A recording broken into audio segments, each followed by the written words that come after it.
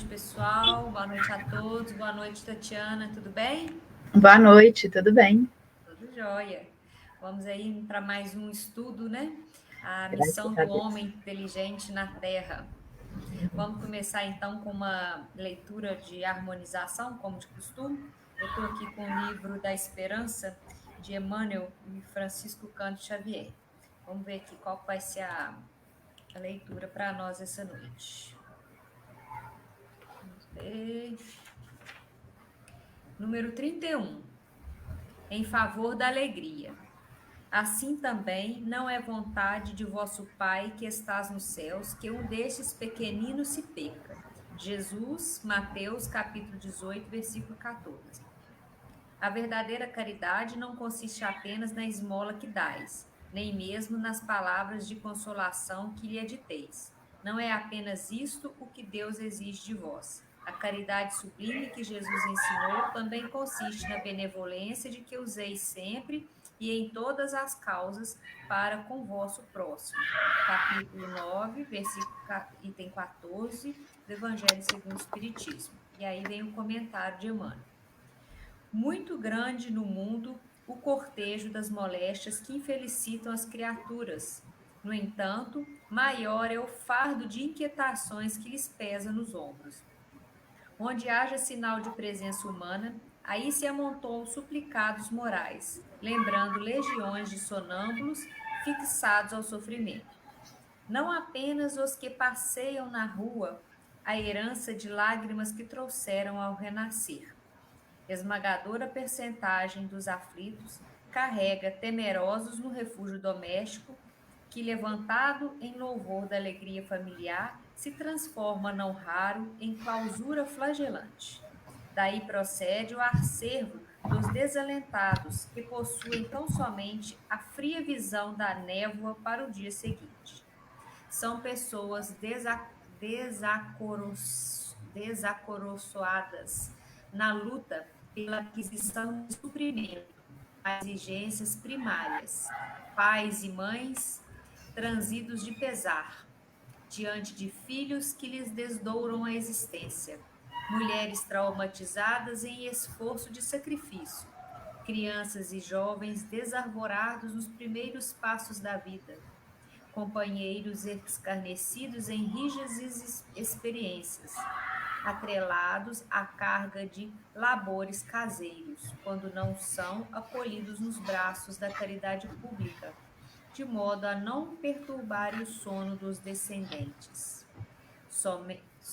Somemos semelhantes desgostos às tribulações dos que clamam por equilíbrio nas grades dos manicômios e dos que sonham liberdade na estreiteza do cárcere, dos que choram manietados em leitos de expiação e dos milhares de espíritos desencarnados ainda em pesadelos indescritíveis, que comunicam à esfera física os recaldos do próprio desespero, e verificaremos que a tristeza destrutiva é comparável à praga fluídica, prejudicando todos os flancos da evolução na Terra. Ponderando tudo isso, respeitamos a dor, mas plantemos alegria e esperança onde nossa influência logre chegar. Falemos de otimismo, cultivemos serviço, ensinemos confiança e exercitemos serenidade. Ninguém espera sejamos remédio a toda angústia e rio a toda sede. Entretanto, à frente da sombra e da secura que atormenta os homens, cada um de nós pode ser a consolação do raio de luz e a bênção do copo d'água. E assim, Senhor, nas vibrações dessa leitura, pedimos nesse momento o auxílio dos nossos benfeitores espirituais para que possamos dar início aos trabalhos da noite, intuindo a nossa facilitadora Tatiana, para que ela possa trazer para nós os esclarecimentos propostos. Que Jesus esteja conosco hoje, agora e sempre. Que assim seja. Isso aí. Vamos lá? Vamos. Vou ficar escondidinha aqui, qualquer coisa você me chama, tá, Tatiana? Tá. Bom, gente, agradecendo a Jesus a oportunidade, né? A essa casa, aos servos de Jesus, que nos acolhe essa noite e que nos dá uma oportunidade de estudo, de conhecimento, para que a gente, através desse conhecimento, possa ganhar motivações para sair do lugar rumo à nossa evolução moral. O tema da noite, como bem falado aí pela Luciana, é a missão do homem inteligente na Terra. E é interessante porque esse tema está lá no Evangelho segundo o Espiritismo. O Evangelho segundo o Espiritismo, ele faz parte da codificação da doutrina espírita.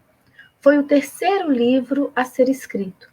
O primeiro foi o Livro dos Espíritos, com as questões filosóficas da doutrina.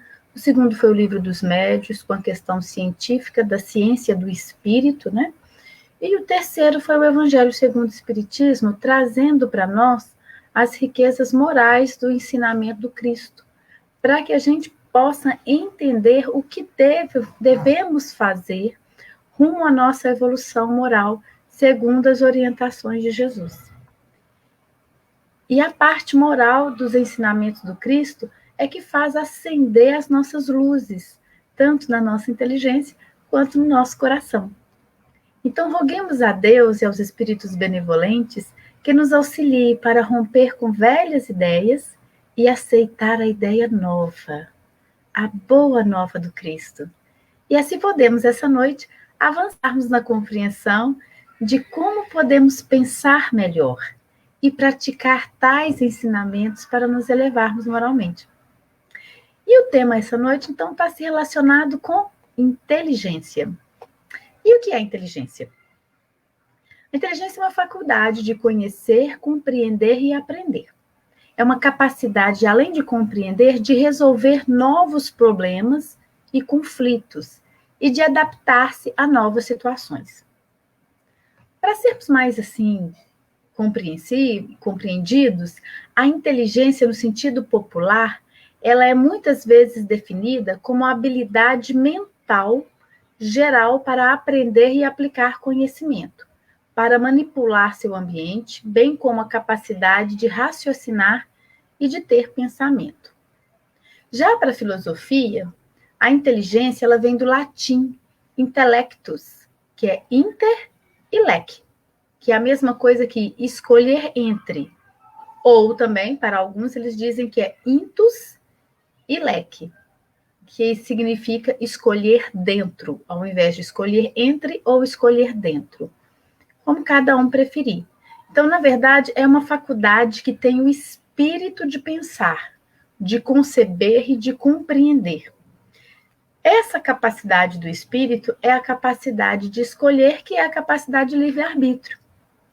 Lá no livro da Gênesis, no capítulo 3, no item 12, Kardec diz assim: a inteligência se revela por atos voluntários, refletidos, compreendidos, combinados, de acordo com a oportunidade das circunstâncias.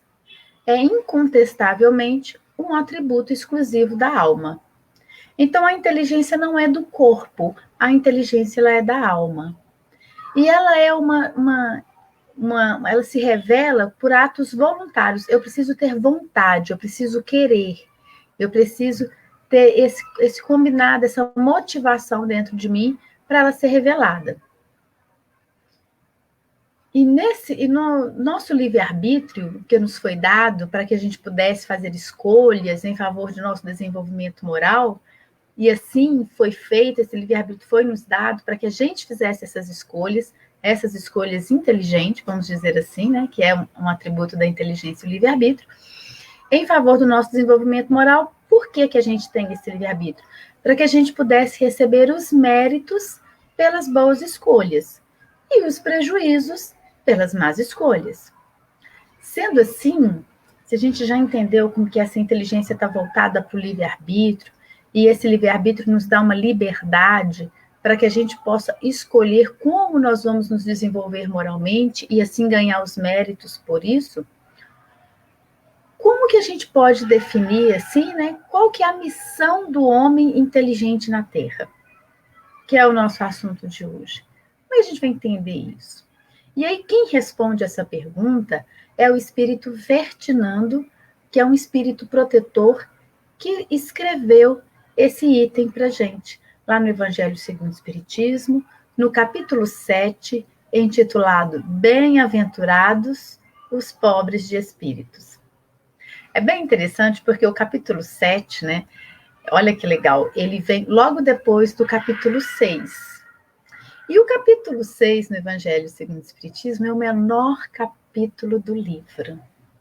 E ele é intitulado Cristo Consolador. Significa que depois que o Cristo chega para a gente para consolar de nossas mazelas, vem nos falar que nós somos felizes aqueles que são pobres de espíritos. Mas não no sentido vulgar da palavra, aqueles que conseguem reconhecer a sua humildade de que ainda tem muito para adquirir, porque nada tem. Então, essa inteligência que a gente parece ter, ela ainda é muito pequenininha.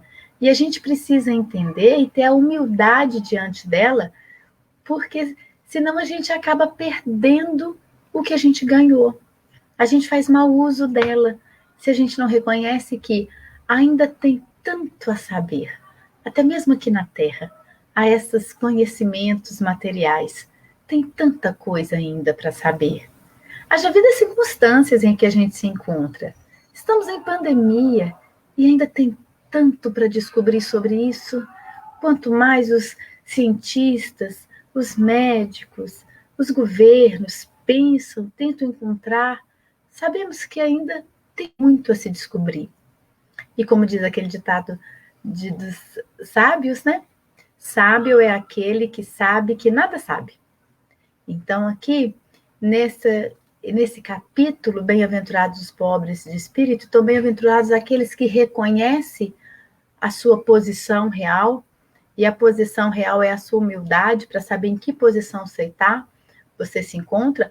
A instrução dos espíritos na parte desse capítulo está lá no item a missão do homem inteligente na Terra. E o que o Espírito Ferdinando vem nos dizer sobre isso? Ele vai falar exatamente isso, porque se esse tema está dentro de um capítulo que me remete a desenvolver a humildade, será que quando eu reconheço que tenho uma certa inteligência em algum grau, eu utilizo ela com humildade?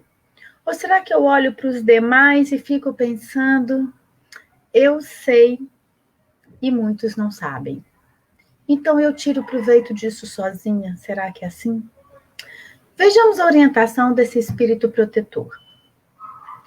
Não vos ensoberbais do que sabeis, porquanto esse saber tem limites muito estreitos no mundo em que habitais. Ora, ele está falando para a gente não se envaidecer com o que a gente sabe, para a gente não achar que a gente é alguma coisa só porque a gente sabe alguma coisa. Porquanto ele fala que o que a gente sabe ainda é muito limitado nesse mundo que a gente habita. Que mundo que a gente habita? Nesse mundo físico, nesse mundo material. Mas Ferdinando disse isso, mas não é só Ferdinando que nos acautela dessa condição, não.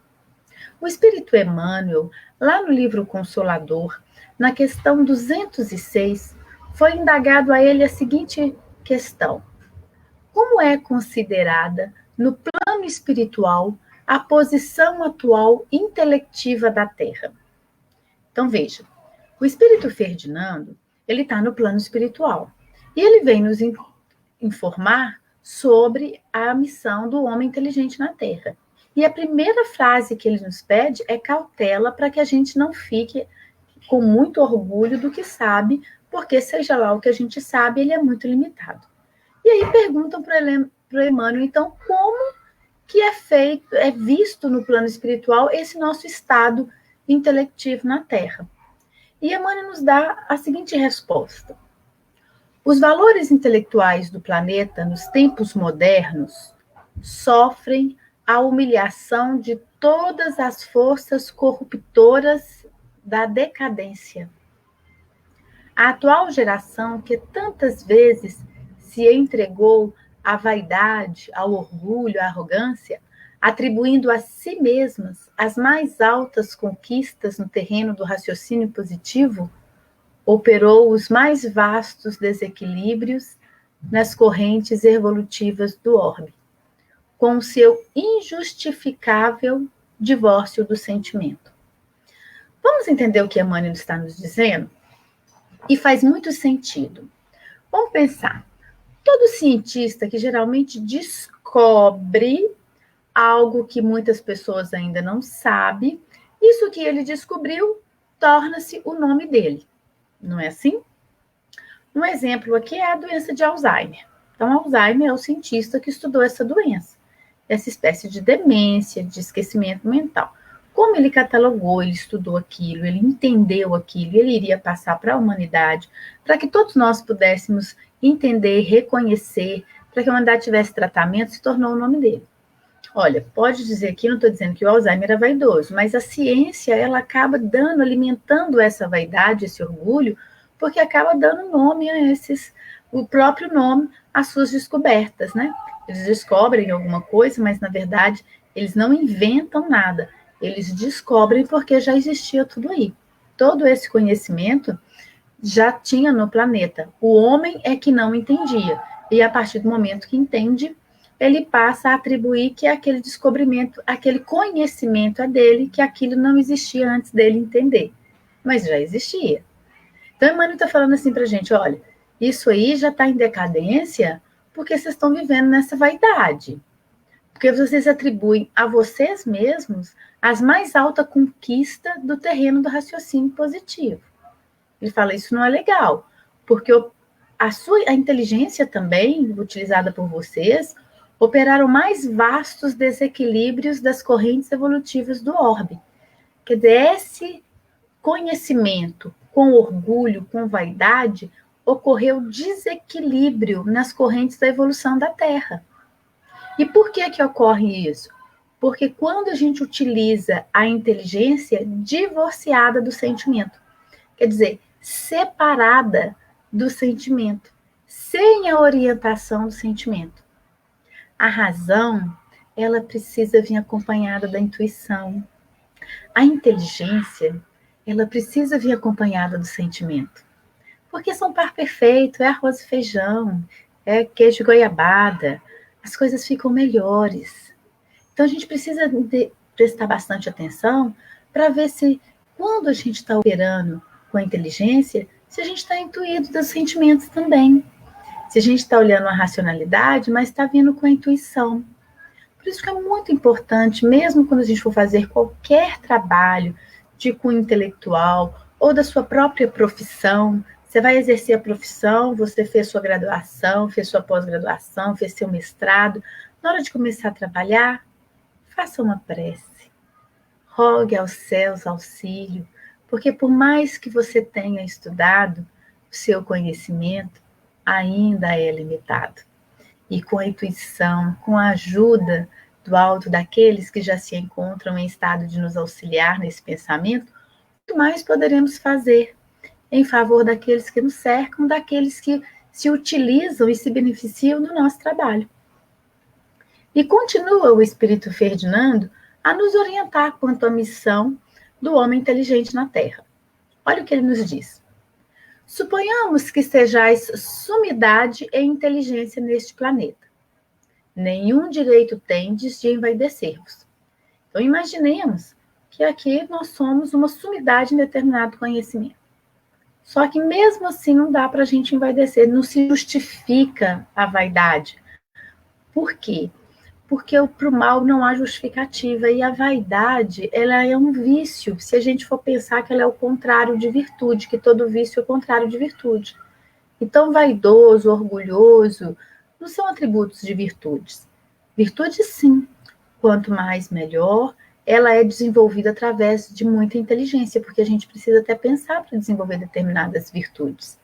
Às vezes a gente precisa entender que a gente precisa perdoar, porque às vezes o perdão não chega assim instintivamente, né? Então, mesmo que a gente fosse uma sumidade, segundo Ferdinando, não é justificativa para a gente envaidecer. E ele explica o porquê. Porque ele diz assim, se Deus, em seus desígnios, vos fizesse nascer no meio onde pudesses desenvolver a vossa inteligência, é que quer a utilizeis para o bem de todos. É uma missão que vos dá. pondo-vos nas mãos o instrumento com que podeis desenvolver, por vossa vez, as inteligências retardatárias e conduzi-las à lei. Então, olha que interessante a lógica amorosa do Criador.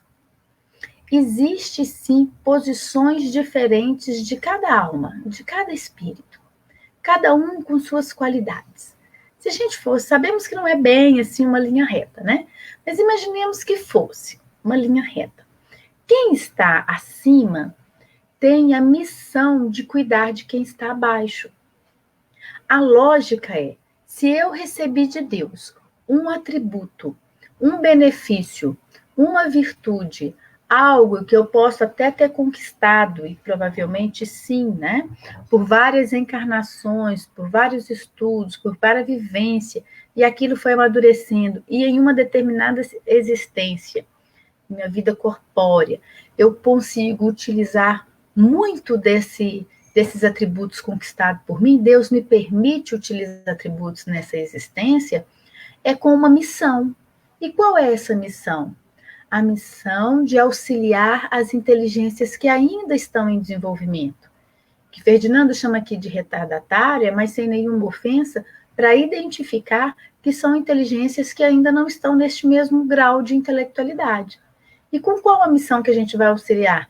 Para conduzi-las a Deus, para conduzi-las ao bem, para conduzi-las ao próprio desenvolvimento.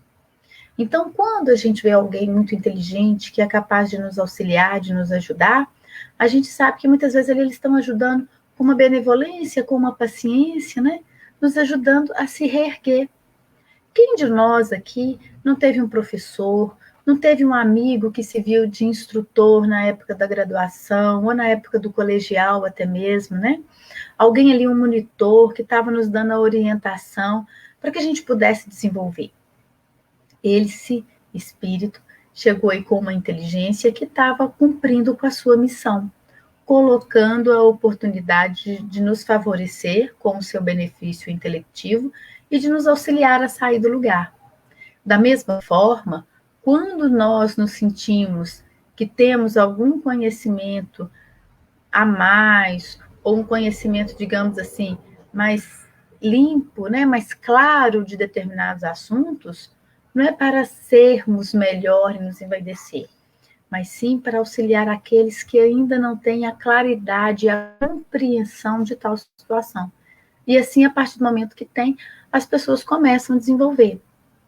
Então, aqui cabe também a missão dos pais em orientar os filhos ainda pequenos para utilizar o que já sabe para o bem de todos. Porque às vezes a gente acha que os filhos não podem fazer nada, ou então porque eles são muito criancinhas, né? Mas uma criança de 6 anos já consegue arrumar a própria cama, já consegue guardar os brinquedos, já consegue colocar ordem na casa, manter o banheiro da forma que utilizou. E isso é fazer com que a inteligência dessa criança seja colocado em benefício de todos no lar. E assim a criança vai habituando a entender que tudo que ela sabe deve ser colocado em benefício de todos. E desde pequeno vai desenvolvendo, que quando chegar na adolescência, vai ser difícil contribuir no lar. Então, se a gente começar desde pequeno a ver que o que a criança está aprendendo, ela pode auxiliar dentro de casa e a gente se beneficiar, e ela vê que a gente ficou feliz, ela entende que o que ela sabe se tornou um bem, porque colocou em utilidade para muitos. Quanto a isso, Emmanuel também vai nos dizer no Consolador, porque ele foi indagado lá na questão 204, da seguinte forma: a alma humana poder-se-á elevar para Deus tão somente com o progresso moral, sem os valores intelectivos? Vejamos o que foi perguntado para Emmanuel. Estão perguntando para Emmanuel o seguinte: eu consigo me elevar moralmente sem me desenvolver intelectualmente? Só com moral? E o Emmanuel vai dizer da seguinte forma: o sentimento e a sabedoria são as duas asas com que a alma se eleva para a perfeição infinita. Emmanuel continua a nos orientar. no círculo acanhado do orbe terrestre, tá vendo? Nesse círculo pequeno do orbe terrestre, que às vezes a gente acha que é grande a Terra, né? Então, assim, ó, nesse círculo pequeno do orbe terrestre, ambos são classificados como adiantamento moral e adiantamento intelectual. Então, todos os dois são importantes. Mas como estamos examinando os valores propriamente do mundo em particular, devemos reconhecer que mundo em particular? Do mundo físico. Então, ele está dizendo o seguinte: examinando os valores propriamente desse mundo físico em particular, a gente deve reconhecer que ambos são imprescindíveis ao progresso. Sendo justo, porém, considerar que a superioridade do adiantamento moral sobre o adiantamento intelectual. Isso significa que a gente, enquanto pai, se a gente tiver que priorizar alguma coisa, é melhor ensinar a ser bom primeiro, ser correto, ser justo, ser calmo. Depois a gente desenvolve. Então, vamos observar a criança. E ele diz por quê? Porquanto a parte intelectual sem a moral pode oferecer numerosas perspectivas de queda. E nenhum pai, nenhuma mãe quer que seus filhos caiam, né, gente? A nossa missão, enquanto aos filhos, é fazê-los vencer. Mas o que é um filho vencer na vida? É um filho conseguir ser bom, é um filho conseguir desenvolver moralmente e intelectualmente. Então, primeiro moral, depois intelectual, em relação nessa condução. Porque se ele desenvolver a inteligência sem o sentimento, ele pode se tornar tirano. E sendo um tirano, é uma queda muito brusca para o seu desenvolvimento. Então, quando o Emmanuel fala, porquanto da parte intelectual sem a moral pode oferecer numerosas perspectivas de queda, na repetição das existências, enquanto que o avanço moral jamais será excessivo, representando o núcleo mais importante das energias evolutivas. Então, a gente precisa dos dois. Mas Emmanuel está querendo dizer o seguinte, olha, na matéria aqui, o mais importante é a moral. Então, para que a inteligência, a missão do homem inteligente na Terra não se perca, ele precisa se desenvolver moralmente. É preciso dar a ele atributos que possa alcançar virtudes com essa inteligência, como a caridade, a humildade, a benevolência. Então, que roguemos motivar a criança a ser boa e inteligente. Ou porque ser inteligente para ser boa, entende? E assim a gente vai utilizar nossa capacidade intelectiva para promover a paz, para evitar doenças, para auxiliar as pessoas a se desenvolverem. Então, olha, eu vou utilizar a minha inteligência, ainda mais agora nesse momento de pandemia, eu sei quais são, já entendi, já compreendi quais são as formas de eu conseguir lidar com essa questão, que é a questão da higiene, de usar o álcool em gel, né, de usar a máscara, de evitar o distanciamento. Então, eu vou usar essa inteligência e operar na prática, porque assim eu vou evitar a proliferação do vírus. E assim eu vou diminuir, eu vou contribuir para um equilíbrio no planeta, para que essa pandemia passe o quanto antes, porque eu vou estar fazendo a minha parte. Eu vou estar utilizando a minha inteligência, daquilo que eu já compreendi, em meu favor e em favor daqueles que me cercam. Ferdinando continua a nos orientar. E ele diz assim: a natureza do instrumento não está a indicar a que utilização deve prestar-se. Perdão. A natureza do instrumento não está a indicar a que utilização deve prestar-se? Olha o que o Ferdinando está perguntando. Se você olha para um instrumento, você sabe o que ele vai fazer, o que é a utilização dele. E ele ainda dá um exemplo da enxada. Ele diz assim: a enxada que o jardineiro entrega a seu ajudante não mostra a este o último que ele cumpre cavar a terra? Se um jardineiro pega uma enxada e entrega para o seu ajudante, o ajudante vai saber o que ele vai ter que fazer com aquilo. Ele vai ter que cavar a terra. Esse é o pensamento de Ferdinando. E ele ainda diz assim: que dirias se esse ajudante, em vez de trabalhar, erguesse a enxada para ferir o patrão? Imagina. O jardineiro foi lá, entregou a enxada automaticamente, sem falar nada, sem explicar o que era para cavar a terra, mas o ajudante vai lá e fere o patrão. Diria-se que é horrível e que ele merece ser expulso. Eu falo assim, que ajudante é esse? Põe esse ajudante para fora. Ferdinando continua, pois bem, não se dá o mesmo com aquele que se serve da sua inteligência para destruir a ideia de Deus e da providência entre seus irmãos? É muito ruim citar maus exemplos, sabe, gente? Mas eu me recordo de alguns anos atrás, quando uns químicos utilizaram dos seus conhecimentos para adulterar o leite. Parece que eles colocaram uma substância semelhante à soda cáustica. E nós sabemos que os leites são geralmente alimentos para nutrir crianças. E aquilo dá uma dor no coração, né? Graças a Deus foram descobertos, impedidos.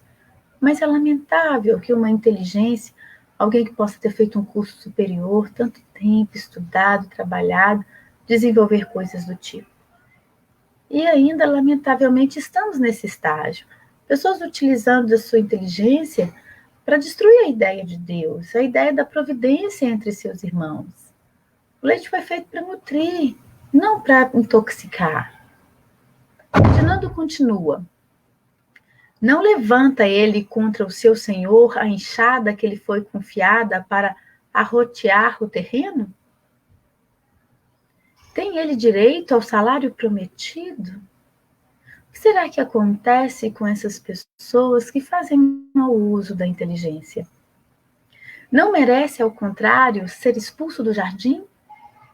Sê-lo-á, não duvideis, e atravessará existências miseráveis e cheias de humilhações, até que se curve diante daquele a quem tudo deve. E aí, tem um livro chamado Entre Irmãos de Outras Terras, que foi escrito por Chico Xavier e Valdo Vieira, por espíritos diversos, né? Pela psicografia de Chico Xavier e Valdo Vieira, e os autores foram espíritos diversos. E lá na lição 28, na Seara do Auxílio, nesse texto aqui, quem escreveu foi Emmanuel, titulado assim, Na Seara do Auxílio. É um comentário que Emmanuel faz de um versículo das cartas de Paulo aos Colonicenses, do capítulo 3, no versículo 13. Paulo escreve assim aos Colonicenses: suportando-vos uns aos outros e perdoando-vos uns aos outros, se algum tiver queixa contra o outro, assim como Cristo vos perdoou, assim fazeis vós também. Um ensinamento moral, mas que requer inteligência. Olha o que nos diz o benfeitor Emmanuel a respeito desse versículo. Desnecessário salientar o brilho do cérebro na cúpula da humanidade. As nações vanguardeiras do progresso material efetuam prodígios nos setores de pesquisa e definição do plano terrestre. A universidade é um celeiro de luz para a inteligência. O laboratório é uma nascente de respostas seguras para milenárias indagações. Entretanto, se a gente tem todas essas inteligências, ele diz, entretanto, na esfera do espírito, sobram discórdias e desesperos, desgostos e desilusões. Todos nos referimos inquietos às calamidades da guerra, à proliferação do vício, aos estragos do ódio ou às deturpações da cultura, conscientes dos prejuízos e desastre que nos impõe ao caminho comum. Analisemos aqui, e além lutas ideológicas, conflitos raciais, insânias e egoísmo. Ele diz, que fazemos nós, na condição de aprendizes do Cristo, para o reequilíbrio do mundo? Porque a nossa inteligência, a missão do homem inteligente na Terra, é contribuir para o reequilíbrio do mundo. E Emmanuel faz essa indagação. Se a gente já tem toda essa inteligência e ainda a gente está nessa desavença, estamos aqui brigando por ideologia, por conflitos raciais. O que a gente tem feito? Emmanuel continua a nos instigar. Achamos-nos convencidos de que a violência não extingue com a violência. Além disso, não ignoramos que Jesus nos chamou a fim de compreendermos e auxiliarmos, construirmos e reconstruirmos para o bem de todos. Pensemos nisto. Não alegues isolamento ou pequenez para desistir do esforço edificante que nos compete. Agora a Emmanuel está falando para a gente, olha, nem adianta falar que a gente está sobre isolamento por causa do Covid, para falar que a gente não vai trabalhar para o reequilíbrio do planeta, reequilíbrio do mundo. Agora, mais do que nunca, vamos usar todos os nossos conhecimentos para reequilibrar as forças, para fazer o bem, para colocar a ordem, para evitar proliferar doenças. Emmanuel continua. Uma fonte humilde garante o oásis na terra seca e apenas uma lâmpada acesa vence a força das trevas. Então, por mais simples que seja o uso da nossa inteligência, que seja um conhecimento bem pequenininho, se a gente assim fizer, Emmanuel está falando que acaba com as trevas, porque é uma luz pequenininha que pode romper com a escuridão que se encontra. Então, um pouquinho de conhecimento pode exterminar grandes ignorâncias. A harmonia do todo vem da fidelidade e do serviço de cada um. Trabalhemos unido pela edificação da terra melhor. Não é só da terra melhor. Comecemos ou recomecemos a nossa tarefa, baseando a própria ação no aviso de Paulo, suportando-nos uns aos outros e perdoando-nos mutuamente. É para isso que a inteligência tem que ser usada, para que a gente suporte aos outros, para que a gente se perdoe também, para que a gente compreenda que perdoar é preciso. Ferdinando, para dar um encerramento, ele diz assim: a inteligência é rica de méritos para o futuro, mas sobre a consideração de ser bem empregada. Ela só vai ter mérito para o futuro se ela for bem empregada. O que andamos fazendo com a nossa inteligência, gente? Vamos colocar ela fazer bom proveito para que a gente receba os méritos no futuro. Ferdinando continua. Se todos os homens que possuem dela se servissem de conformidade com a vontade de Deus, fácil seria para os espíritos a tarefa de fazer que a humanidade avance. Infelizmente, muitos a tornam instrumento de orgulho e de predição contra si mesmo. O homem abusa da inteligência como de todas as suas outras faculdades, e, no entanto, não lhe faltam ensinamentos que o advirtam de que uma poderosa mão pode retirar o que lhe concedeu. E olha que Ferdinando nos escreve isso, nos orientando, em 1862. E Emmanuel, lá no Consolador, na questão 208, ele é indagado da seguinte forma: há uma tarefa especializada da inteligência no orbe terrestre?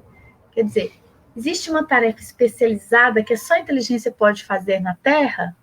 Aí Emmanuel disse: assim como os numerosos espíritos recebem a aprovação da fortuna, do poder transitório e da autoridade, há os que recebem a incumbência sagrada em lutas expiatórias ou em missões santificantes, de desenvolverem a boa tarefa da inteligência e proveito real da coletividade. Vejam que Emmanuel está respondendo. A tarefa especializada da inteligência é tirar proveito real para a coletividade. É para fazer o maior benefício para o maior número de pessoas. Mas o nosso benfeitor continua, todavia, assim como o dinheiro e a posição de realce são ambientes de luta, onde todo êxito espiritual se torna mais porfiado e difícil, o desgaste intelectual, o destaque intelectual, muitas vezes, obscurece no mundo a visão do espírito encarnado, conduzindo-a à vaidade injustificável, onde as intenções mais puras ficam aniquiladas.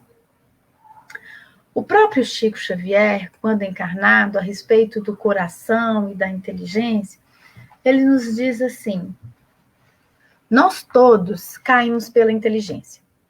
Sentimos-nos falsamente superiores aos outros, mas resolveremos o assunto pelo coração, pelo sentimento, pelo Cristo aplicado em nossa vida.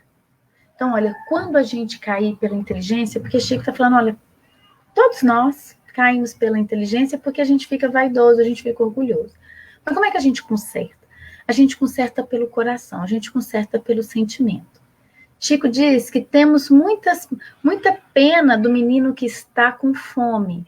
E a gente se compadece mesmo, a gente tem compaixão daquela criança que está com fome. Mas às vezes temos um desprezo total pelo menino que se faz delinquente. Aquele que está lá no sinal usando droga. Ele diz, quem precisa mais? O menino dado aos tóxicos ou o que se entrega às más influências poderia ser o nosso? Estamos na mesma embarcação e o naufrágio é para todos nós. Então, que podamos compadecer de um e de outro e entender que é pelo amor que a gente se vence o orgulho da inteligência. Aquele que caiu nos tóxicos, ele não caiu porque não adianta a gente criar condenações. Ele carece, ele precisa da nossa compaixão. E aquele que está com fome merece a nossa compaixão. Para fechar esse assunto com muita alegria e a gente poder ir para casa, quer dizer, já estamos em casa, né? Para a gente poder ir para a casa mental dos nossos pensamentos com muito amor e compreensão da nossa missão enquanto seres inteligentes, né? Se somos espíritos, e segundo o livro dos espíritos, espíritos são seres inteligentes na natureza. E aí significa que somos seres inteligentes na natureza. Temos uma missão de colocar essa inteligência em favor da coletividade. Mas nosso irmão X, lá no livro Pontos e Pontos, traz uma história fascinante. E eu gostaria que nós olhássemos essa história e ouvíssemos essa história com o coração, com um amor benevolente, sem nenhuma condenação. Imaginemos que nós seja esse ser inteligente e que caiu pela inteligência, mas que está tendo, que terá, né, tanta oportunidade de se reerguer através do sentimento, que por certeza receberá de muitos, porque quando voltar é o que vai precisar. Vejamos. O título é Grande Cabeça. Está no livro Pontos e Contos, do Irmão X, na lição 23. E a história é assim. O doutor Abelardo Tourinho era indiscutivelmente verdadeira águia de inteligência. Advogado de renome, não conhecia derrotas. Sua palavra sugestiva nos grandes processos tocava-se de maravilhosa expressão de magnetismo pessoal. Seus prazeres denunciavam apurada cultura. Qual cientista isolado no laboratório para descobrir uma combinação química, Abelardo se mantinha horas e horas no gabinete particular, surpreendendo as colisões das leis humanas entre si. Não obstante, o talento privilegiado caracterizava, contudo, por traço lamentável. Não vacilava na defesa do mal diante do dinheiro. Se o cliente prometia pagando farto, o causudício torturava decretos, ledevava artigos, forçava interpretações e acabava em triunfo espetacular. Chamavam-lhe grande cabeça nos círculos de convivência comum. Temiam-no os colegas de carreira que lhe não regateavam respeito e consideração.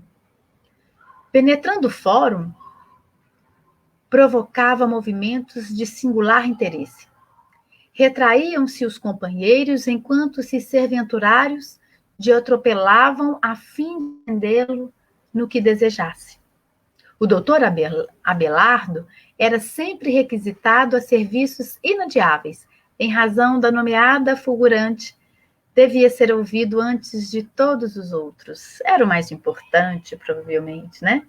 Muitas vezes foi convidado a atuar em posição de destaque nas esferas políticos-administrativas, entretanto, esquivava-se maneiroso.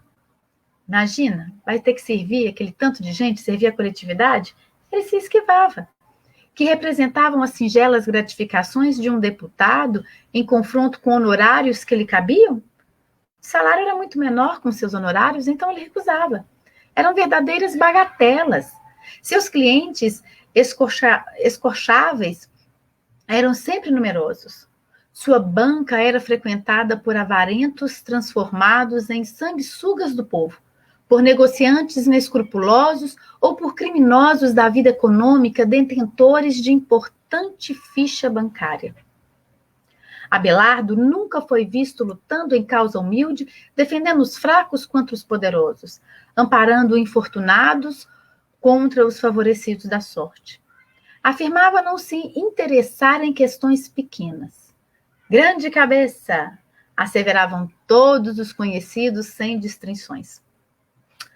Alguém havia, porém, que acompanhava o grande intérprete da lei sem elogios precipitados. Era sua mãe, nobre velhinha cristã, que o alertava de quanto em quanto com sinceridade e amor. Abelardo, meu filho, costumava dizer-lhe prudente, não te descuides da missão do direito. Não admitas que a ideia de ganho te avassale as cogitações. Creio que a tarefa da justiça terrestre é muito delicada, além de profundamente complexa.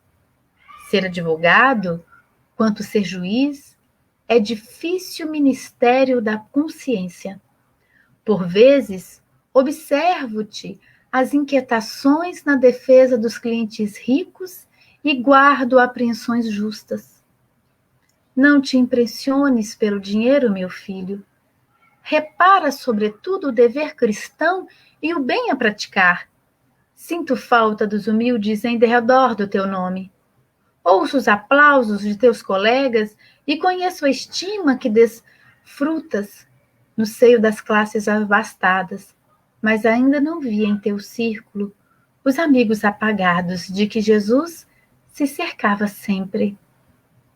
Nunca pensastes, Abelardo, que o mestre divino foi advogado da mulher infeliz e que na própria cruz foi ardoroso defensor de um ladrão arrependido? Creio que o teu apostolado é também santo. O eminente homem da legalidade meneava a cabeça, em sinal de desconforto, e respondia, mãezinha, nos tempos são outros. Devo preservar as conquistas efetuadas, não posso, por isso, satisfazer-lhes as sugestões. Compreende a senhora que o advogado de renome necessita clientela à altura? Aliás, não desprezo os mais fracos. Tenho meu gabinete vasto, onde dou serviço e companheiros iniciantes, junto aos quais os menos favorecidos do campo social encontram os recursos que reclamam. Oh, meu filho, retrucava a senhora Tourino afetuosa, estimaria tanto ter-te a sementeira evangélica. O advogado interceptava-lhe as observações, sentenciando. A senhora, porém, necessita compreender que não sou ministro religioso. Não devo ligar-me a preceituações estranhas ao direito. E é tão escasso o tempo para a leitura e análise dos códigos que me sobra ensejo para estudos do Evangelho. Ao demais, e fazia um gesto irônico, que seria de meus filhos e de mim mesmo se apenas me rodeasse dos probetões? Seria o fim da carreira e a bancarrota geral. A genitora discutia amorosa, fazendo-lhe sentir a beleza dos ensinamentos cristãos, mas Abelardo, que se habituara aos conceitos religiosos de toda a gente, não se curvava às advertências maternas, observando mordaz sorrisos ao canto da boca. Se ele fosse amigo sincero dos afortunados da vida, personificando um conselheiro caridoso, nenhum delito lhe assinalaria a atitude individual. No entanto, o caudícico famoso abeirava-se dos abastados, explorando-lhes as paixões e agravando-lhes o desequilíbrio da mente desregrada. Em suma, queria dinheiro fácil, anestesiando a consciência de qualquer modo. Iludira-se com a opinião pública que o considerava grande cabeça e colocou todas as possibilidades de sua vigorosa inteligência a serviço das aquisições menos dignas. A experiência terrestre, contudo, foi passando devagar, como quem não sentia pressa em revelar a eternidade da vida infinita. A senhora Tourinho regressou à espiritualidade muito antes do filho, persistindo, entretanto, na mesma dedicação, inspirando e ajudando-o através do pensamento.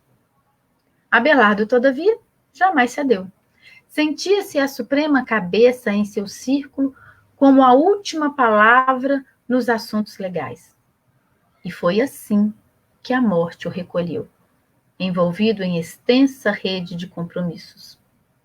Muito tarde, compreendeu o antigo litador do direito as tortuosidades perigosas que traçara para si mesmo.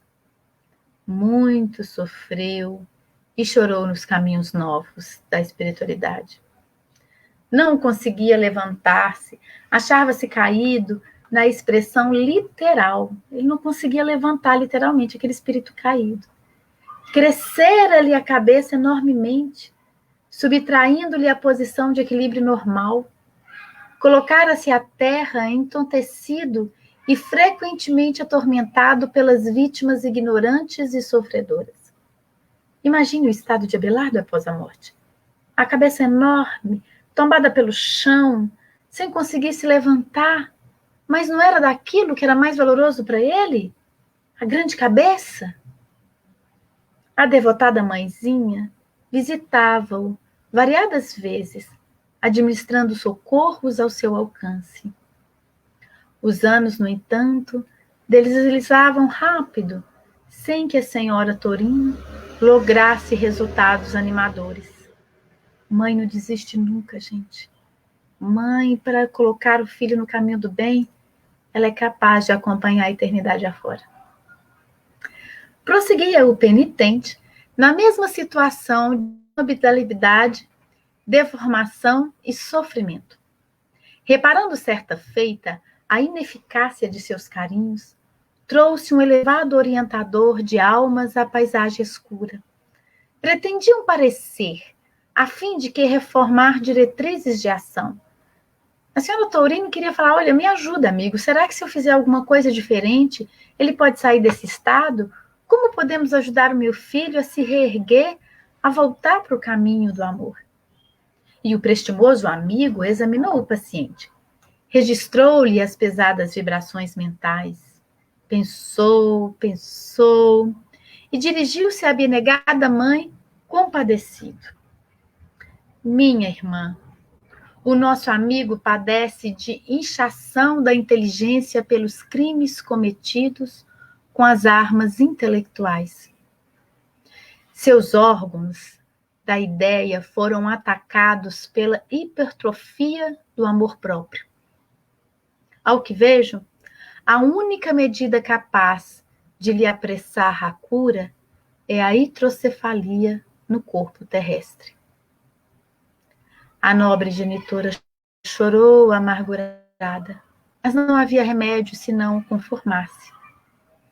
E daí, há algum tempo, pela inesgotável bondade do Cristo, Abelardo Tourinho podia ser identificado por amigos espirituais numa desventurada criança do mundo, colocada a triste carrinho de rodas, apresentando um crânio terrivelmente disforme, para curar os desvarios da grande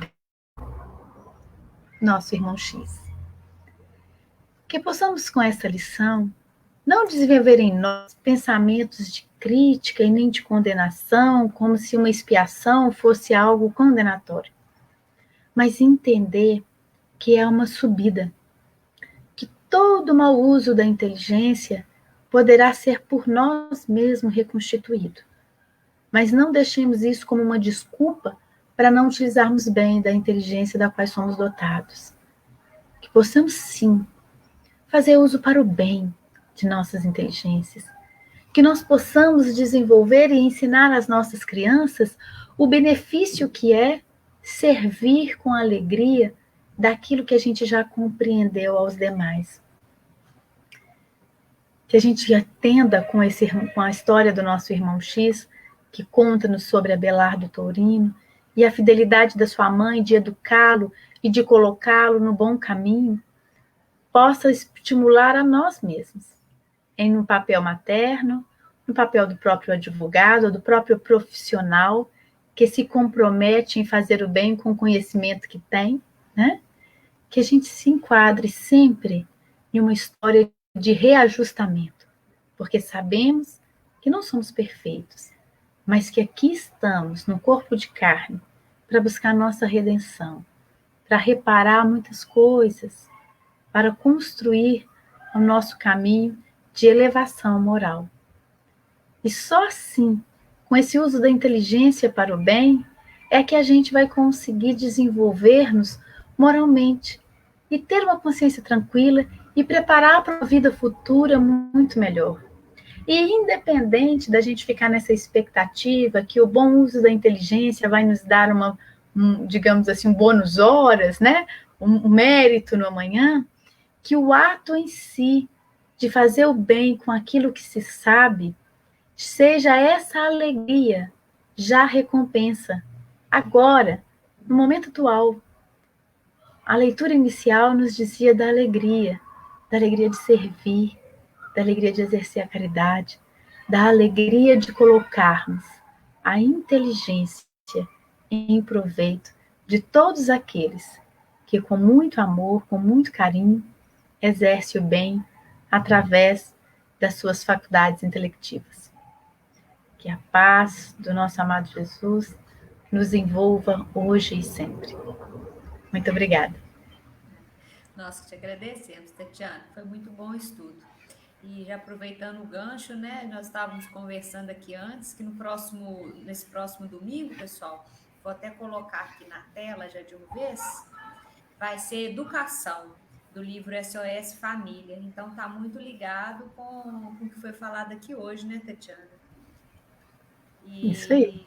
Mas com relação à educação, não só educação intelectual, mas também educação moral. Então, não perco no próximo domingo com a nossa companheira Tatiana. Estaremos aí de novo, né, Tatiana? Isso aí, se Deus quiser. E daqui uma semana, pessoal, na próxima quarta-feira, vai ser o tema mediunidade e mistificação. São todos convidados também para essa sequência dos nossos estudos. E aí nós vamos finalizando aqui agora com a nossa prece final, pedindo ao Mestre Jesus que nos abençoe a todos nós, que nos fortaleça para que possamos caminhar nessa jornada com Cristo, colocando em nossos corações os bons sentimentos, o uso correto do nosso intelecto, buscando a nossa educação moral. Que Jesus nos abençoe a todas as famílias aqui ligadas hoje, através dessa rede de internet, que possamos receber o auxílio da espiritualidade amiga. Que assim seja, graças a Deus. Isso aí. Até o próximo domingo, né, Tatiana? Até o próximo domingo, se Deus quiser. Muito obrigada, gente. Obrigada. Boa noite, pessoal. Até a próxima.